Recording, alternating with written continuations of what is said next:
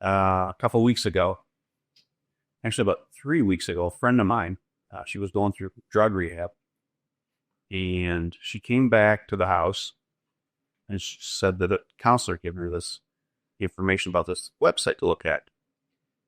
Something called Tremeti Foundation. So I said, well, let's go on the site, check it out.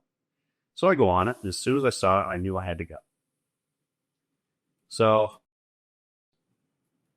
they had an introductory meeting in Chicago. And I said, oh, what the heck, I'll go check it out. And so I went, and that night, I met Mr. Tremeti. We had our blessing. This was on a Friday night. And after the blessing, he said they're having some personal blessings the next morning at someone's house. You're welcome to come. So I said, I'll stick around Chicago and check it out in the morning. So I went and found the house and that night, so I knew where I was at. And I found a place to sleep.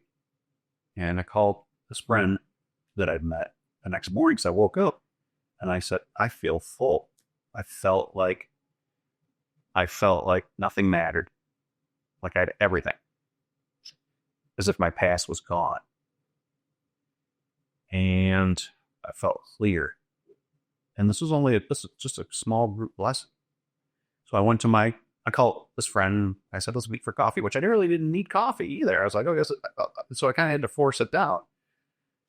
So this friend shows up and he said, Randy, I've had so many back surgeries and I live on pain meds and I slept like a baby last night and didn't even take my pain meds. And he said, there's so to this, what this guy's doing. I said, I know what I told him. I said, I feel full. I had his other friend that he's been trying to get a woman for like 15 years. Like a few days after my blessing, and he was telling me he's met these 3 women that all of a sudden have come into his life that he really likes them. And they like him, and, they do a lot of the same things together. So I said, well, I asked him, so, well, when did this happen? He said, it's not like Monday. I said, okay.